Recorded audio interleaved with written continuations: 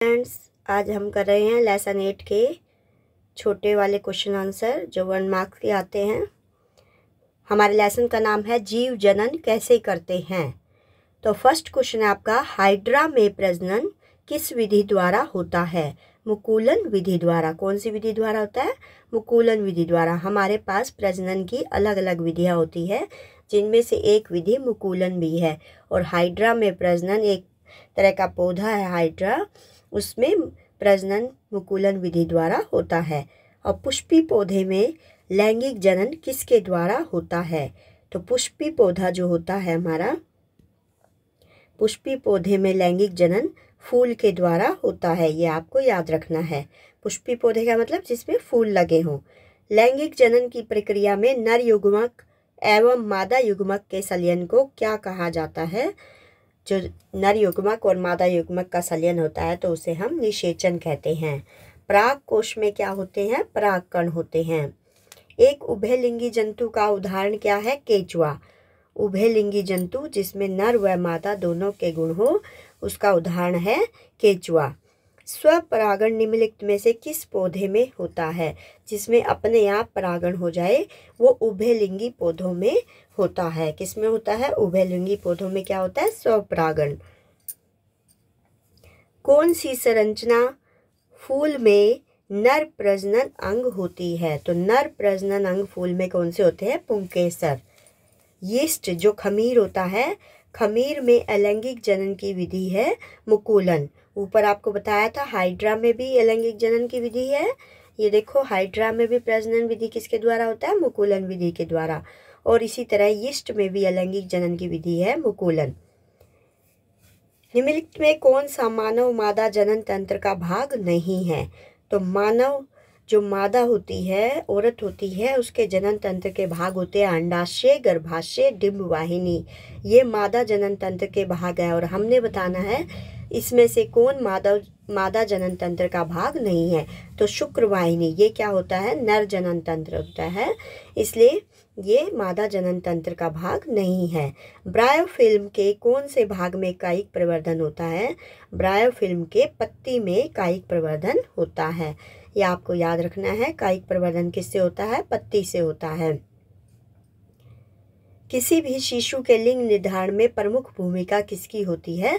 पिता की होती है, यानी कि नर की होती है।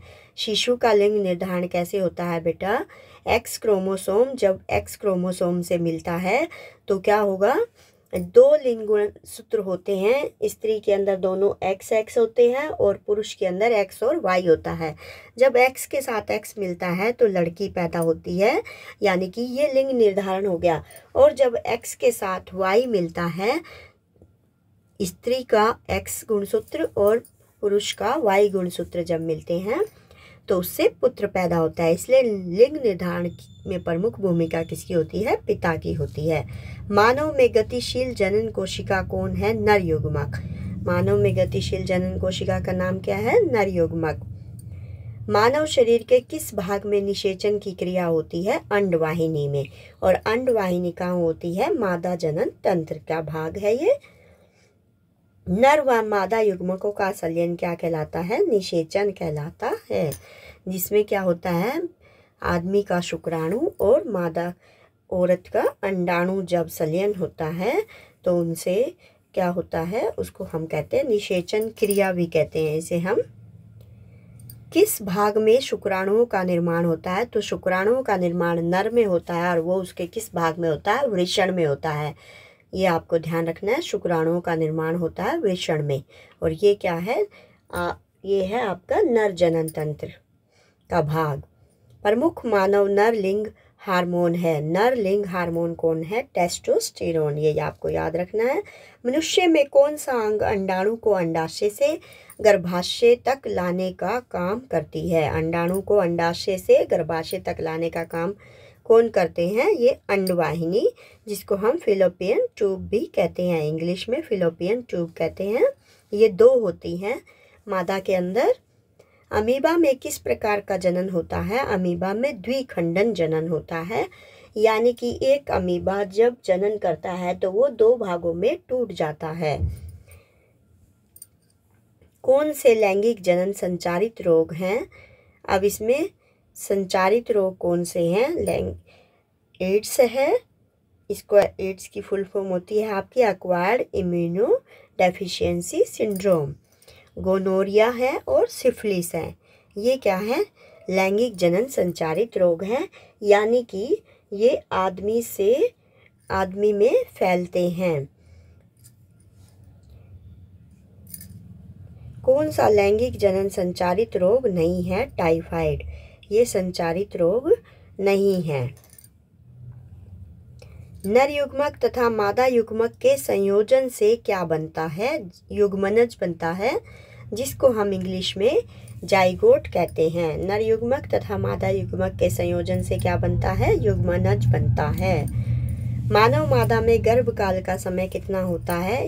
ये आपको पता ही होगा। मानव मतलब मनुष्य और मादा मतलब औरत।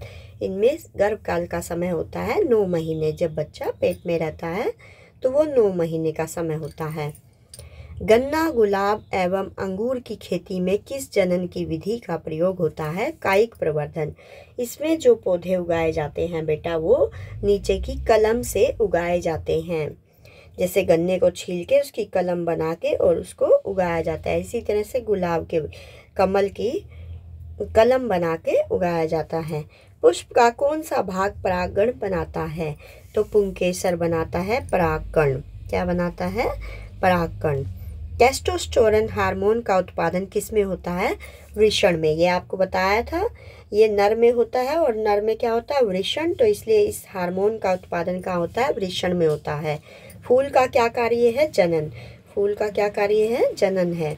फूलों के प्रजनन अंग कौन से होते हैं? स्त्री केसर तथा पुंकेसर। फूलों के प्रजनन अंग आपको याद रखने हैं, स्त्री केसर तथा पुंकेसर दोनों होते हैं। और लेशमानिया में किस विधि द्वारा जनन होता है? द्विखंडन विधि द्वारा। अभी आपको ऊपर पढ़ाया था, अमीबा में भी किस विधि द्वारा जनन होता है? द्विखंडन द्वारा। और लेशमानिया में भी द्विखंडन विधि द्वारा। और हाइड्रा और यीस्ट में आपको याद रखना है मुकुलन विधि द्वारा। ठीक है। अब वृषण का क्या कार्य है? ये आपका 2 नंबर का भी क्वेश्चन आ जाता है। वृषण का क्या कार्य है? वृषण का कार्य है शुक्राणुओं का उत्पादन और टेस्टोस्टेरोन हार्मोन का उत्पादन। तो 2 कार्य हैं, शुक्राणुओं का उत्पादन और टेस्टोस्टेरोन हार्मोन का उत्पादन। पौधों में किस अंग के द्वारा कायिक प्रवर्धन होता है? तो जड़, तना तथा पत्ती के द्वारा कायिक प्रवर्धन होता है। और जनन जो होता है वो फूलों के द्वारा होता है और कायिक प्रवर्धन जड़ तथा पत्ती के द्वारा होता है। एड्स रोग का प्रमुख कारण क्या है? ये आप सबको पता ही होगा। असुरक्षित यौन संबंध एड्स रोग का प्रमुख कारण है। फूल का कौन सा भाग फल में परिवर्तित हो जाता है? तो फूल का अंडाशय जो होता है वो फल में परिवर्तित हो जाता है। भ्रूण के किस भाग में तना और पत्तियां बनती हैं? प्रांकुर में बनती हैं। किस में बनती है? प्रांकुर में बनती है। क्या बनती है? तना और पत्तियां। एकल जीवों में प्रजनन की कौन सी विधि है? एकल जीवों में प्रजनन की विधि है विखंडन, खंडन और कायिक प्रवर्धन। विखंडन, खंडन और कायिक प्रवर्धन। अब अगला है हमारा, लैंगिक जनन की प्रक्रिया में क्या आवश्यक होता है? नर व मादा जननांग दोनों की आवश्यकता होती है। नर व मादा जननांग आपको जननांग बताए हैं मादा के, अभी ऊपर आए थे। अंडवाहिनी है, गर्भाशय है ना। तो इसी तरह से अंडाणु है, इसी तरह से नर में होते हैं शुक्राणु है, वृषण है। ये नर के क्या हैं? जनन तंत्र हैं। किसी पुष्प के नर जननांग को क्या कहा जाता है? ये कहा जाता है पुंकेसर। पुरुष में यौवनारंभ के क्या लक्षण है? तो पुरुष में कैसे पता चलता है कि इसमें यौवन आरंभ हो गया है? स्वर यंत्र का बड़ा होना। जो ये स्वर यंत्र गले में होता है बेटा, ये आपका ऊपर की तरह उभरा हुआ दिखता है ऊपर की तरफ। और दाढ़ी मूंछ का उगना, मांसपेशियों में उभार आना, छाती चौड़ी होना, ये सब क्या है? यौवनारंभ के लक्षण है। तो ये भी आपके 2 नंबर में क्वेश्चन आ सकता है। मानव मादा में अंडाशयों की संख्या कितनी है? 2 होती है। मानव मादा में अंडाशयों की संख्या कितनी है? 2 है। मानव मादा में कौन से जननांग होते हैं? अंडाणु, अंडाशय, गर्भाशय, डिंबवाहिनी। मानव नर के जननांगों के नाम लिखिए। शुक्राणु, शुक्रवाहिनी, ये क्या है? मानव नर के जननांगों के नाम है। ठीक है, इसमें वृषण भी लिख सकते हो। Okay, bye bye. Next video में फिर से मिलेंगे। वीडियो अच्छी लगी हो तो लाइक करना, शेयर करना, सब्सक्राइब करना। ओके, बाय बाय बेटा।